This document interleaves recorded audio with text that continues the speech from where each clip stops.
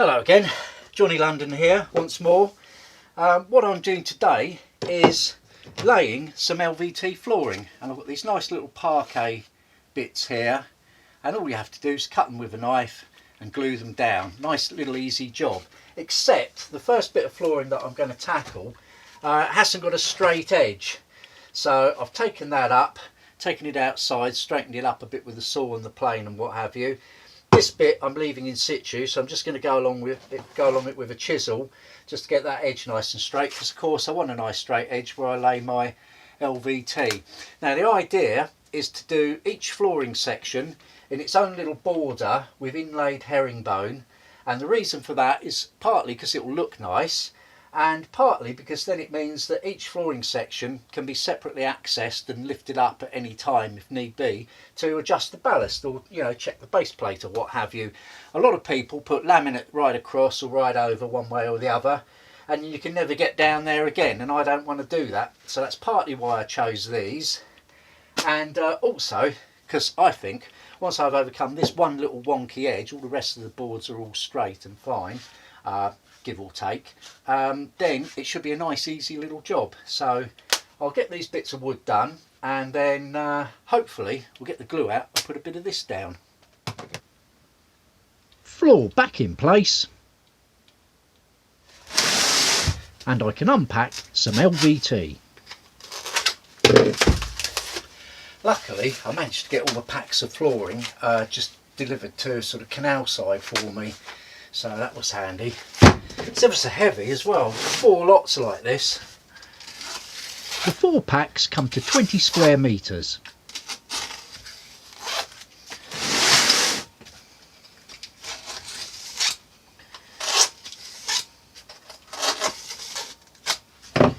I've calculated that I'll need 15 square metres and allowed extra for wastage and spares for if later on I need to reconfigure anything.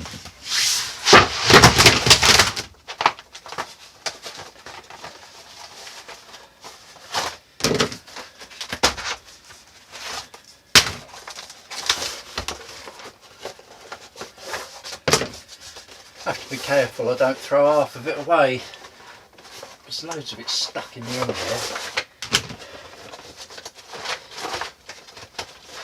Right, what I'm going to do is I'll open a couple more and I'll just have a look through and see if I can find out how often the pattern repeats.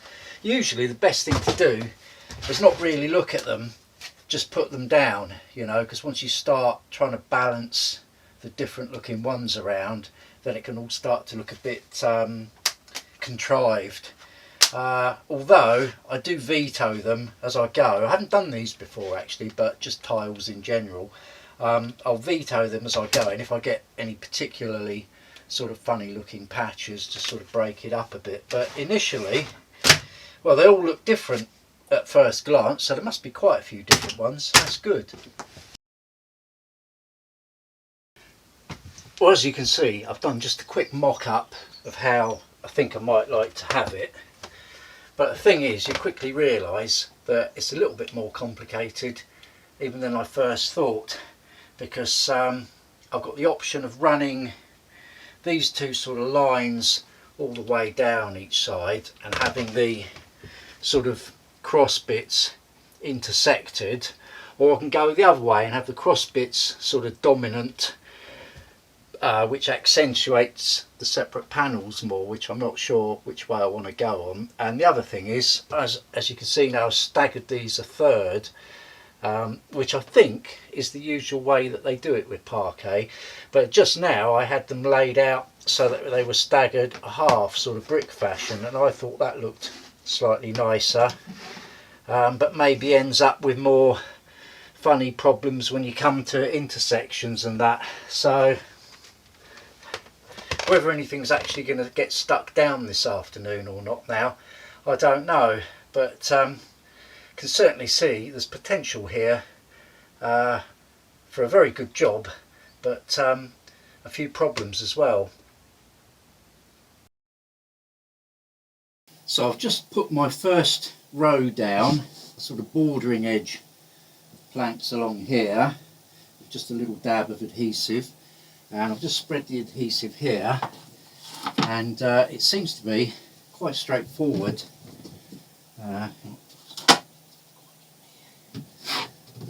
Don't miss any, especially on the very ends. Now this is pressure sensitive adhesive, and I experimented yesterday with sticking it down, and I tried sticking the tiles onto it while it was completely wet, and I tried sticking the tiles onto it when it had tacked off, which is really the way that you're supposed to do it, and both methods resulted in really strong adhesion, so it was drying off properly anyway. So the reason I'm doing these wet is I can slide them around a little bit, because probably my rectangle's not absolutely perfect, and I can make sure that I get a good start on the border just by squidging them all around till I'm happy. And there we are. I've just done my first cut actually, which was very easy, like that basically. But one little trick to them, they've got a sort of micro bevel on them, and I wanted to recreate that, so I did it just with a couple of strokes of the file. Really do have to press them down well, I think, at this stage. You're supposed to use a 40 kilo roller, but I haven't got one, so I'll just go around and stand on them later. It'll be fine. So I've got my border down. Now I'm going to do the sort of middle bit.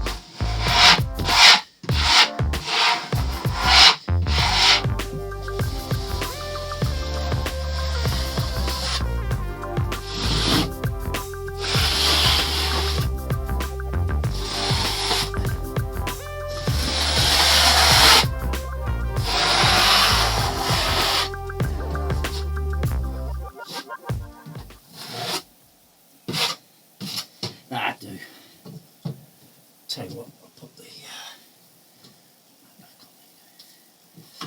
oh, I can't see my marks now.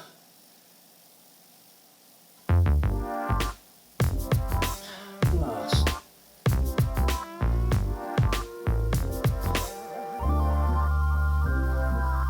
Mark.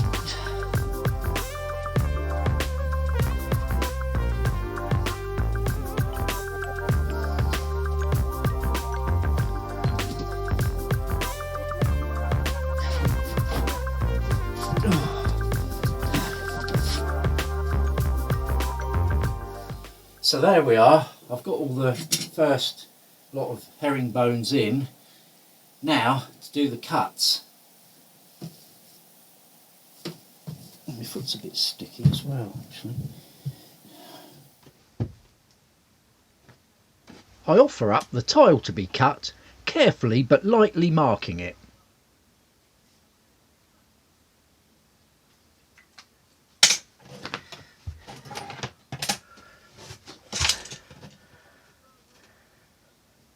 And then cut it with what I wish was a slightly sharper knife, using a straight edge.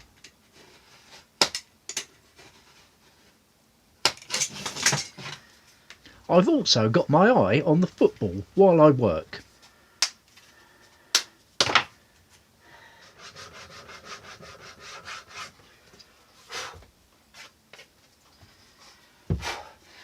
Put him back on the chamfer.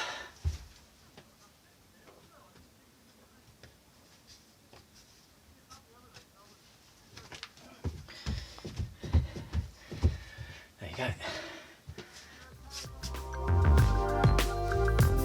It's just a question of repeating the process until the whole panel is filled.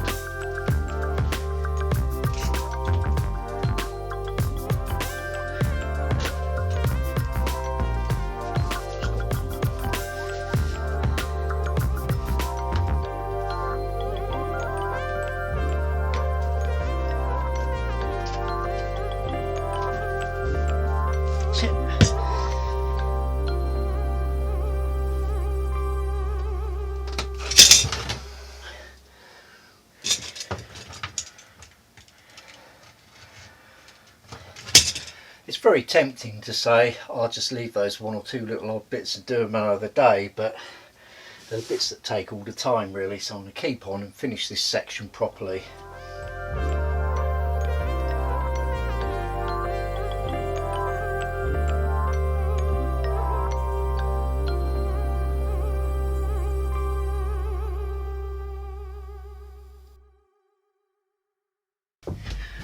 Well, as you can see, I'm on to the next bit of flooring, and what I've done is I've lifted it up. I needed to take the screws out anyway because I'm going to be redoing those, and I just wanted to check all the channels down here in between the ballast, make sure it wasn't too dusty, giving it a bit of a hoover out so it's all nice. So I'm going to pop that bit of floor down and get cracking with laying the tiles.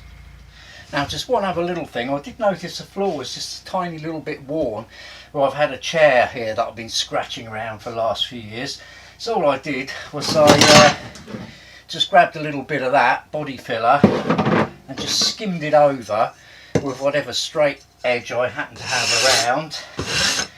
And it was only, you know, less than a millimetre, but I think that might have shown through the LVTs. So now that's nice and smooth, I've got nothing to worry about. I could have flipped the board over, but if I'd have done that, I thought to myself, do you know what, I bet this isn't absolutely 100% square, and I'll probably end up having to take the board outside, trim a couple of mils off down one edge or something like that, and then the screw holes need redoing. I thought, do you know what, quickest way, and that'll last, that'll be fine. Fixed plenty of cars with that in my time. I used the same technique as the last section. Just the cuts to do now.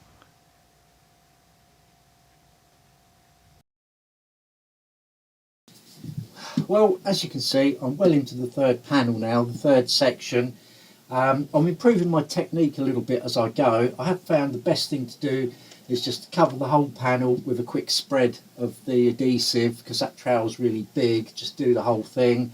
Then I go around, put my border tiles on, and then I just sort of infill it. And the only tricky thing is trying to keep the sort of middle V of the herringbone in the parquet from sort of going off course a little bit, but as long as you keep your eye on that, not really any problems. And then obviously it's these little cuts that take all the time, but I'm getting a little bit quicker at those as well now. So but there was a lot to think about. I did have to consider whether to run this herringbone this way or that way in relation to that one, and you know, nothing's perfect obviously because I'm limited to certain sizes of panels to work with, but basically it's looking pretty good, and I'm just going to finish this one off and watch a bit more football.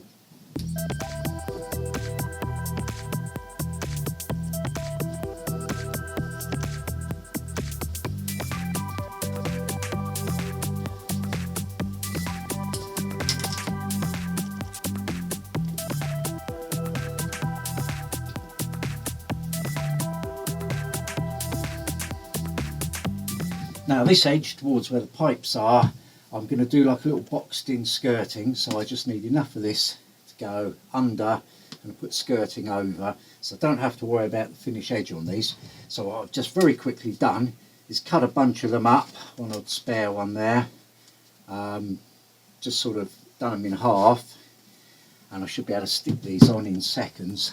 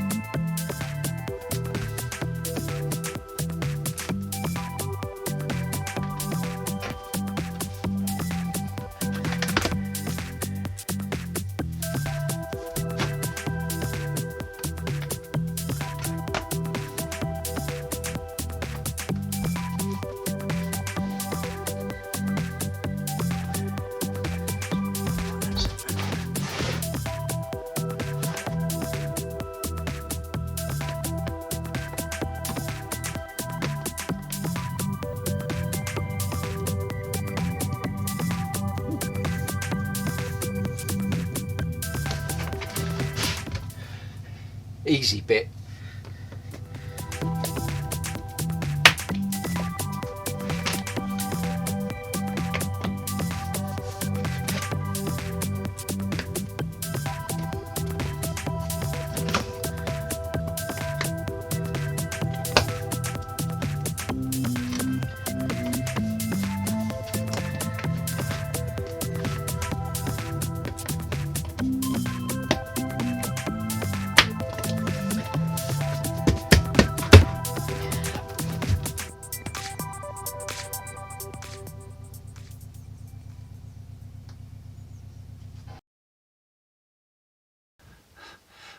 Well, another day, another section of flooring, but it's quite easy in as much as I've only had to move a few things out of the way to get to this little bit, so, you know, which was part of the plan.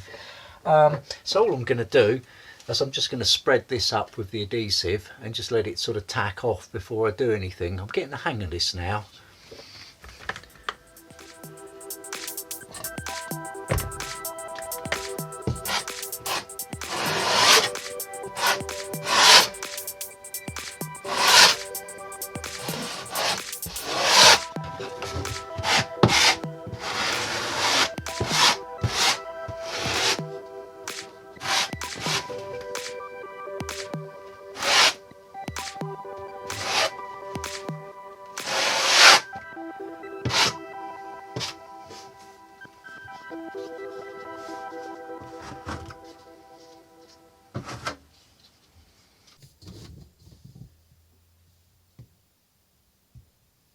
I've let the glue tack off and I'm well on the way with laying the tiles.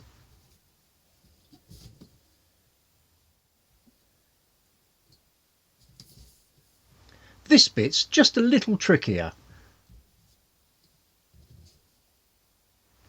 There's a wire in the way which I can't be bothered to move, and the side of the boat begins to curve in towards the bow here.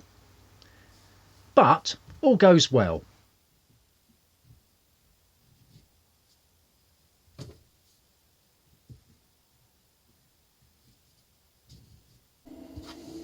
And then I finish off the edges.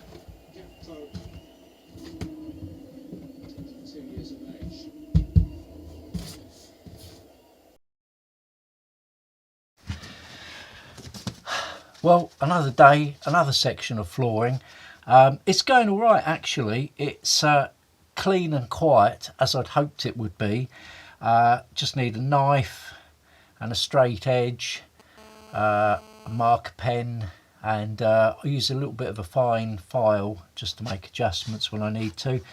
And it's going fine, but quick it is not, because of the nature of the pattern that I've chosen to do everything in separate sort of panelled in bits. That's made for a lot more cuts, and it's herringbone as well, which is made for even more cuts.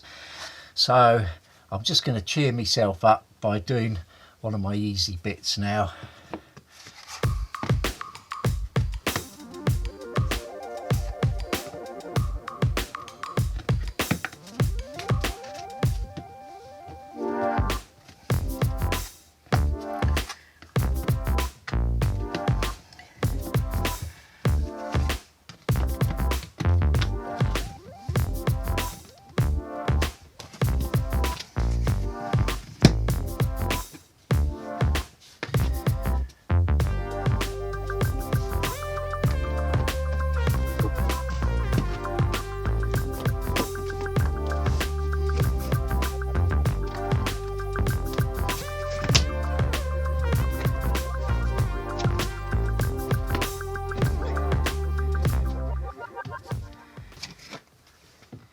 And after a few more cuts, here's the finished result.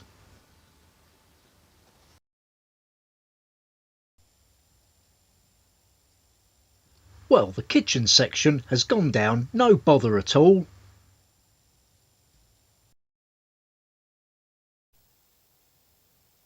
And here's the corridor. It's a long section, but again, there were no problems.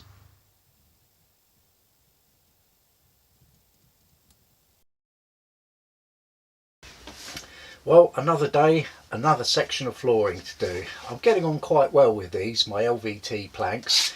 I've improved my technique somewhat since when I first started doing them. I always lay them out dry first of all the important ones, all the edges, so I can decide exactly how everything's going, and any key points I mark with a felt tip, especially when I'm doing the herringbones. When I'm going diagonal, I mark the edges of where they're going to keep it from going, you know, off track as I go.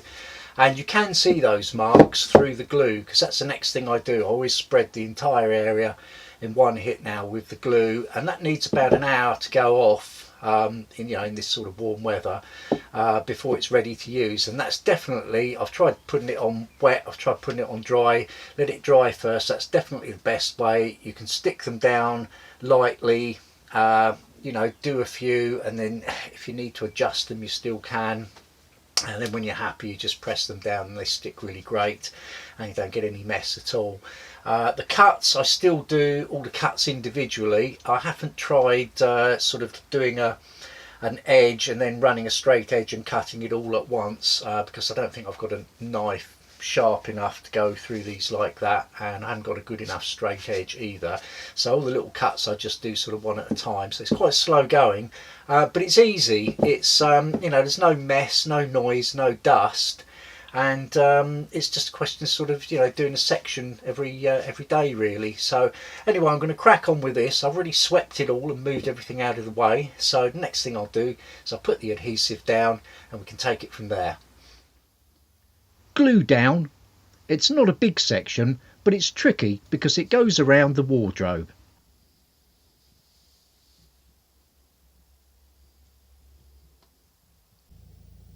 And here it is, quite some time later, all completed.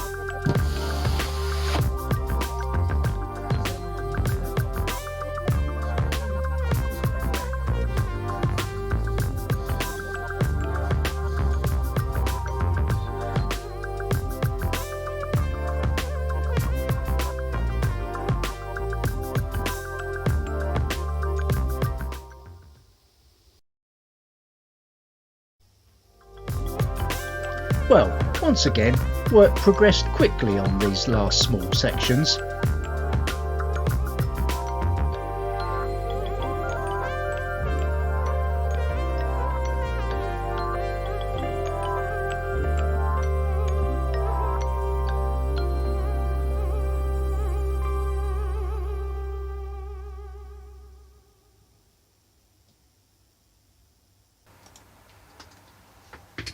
And you'll be able to see more of my flooring in an upcoming tour of the boat, so look out for that one.